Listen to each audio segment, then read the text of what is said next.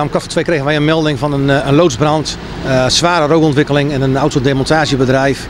Daarop is de brandweer ter plaatse gegaan en is op nader onderzoek gegaan. Wat trof u aan? We troffen een loods aan die gevuld was met zware donkere rook. Een correcte beslissing van de bevelvoerder ter plaatse om de ramen eruit te slaan, de rookgassen af te voeren en dan kijken wat er precies aan de hand was.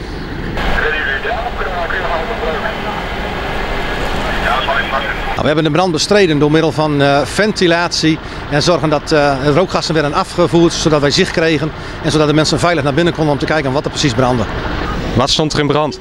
Dat is nog niet helemaal duidelijk, dat moet onderzoek naar uitwijzen wat er nou precies heeft gebrand. Ja, het ruikt of het lijkt wat op bitumen of wat dan ook, omdat het toch heel zwarte rook was.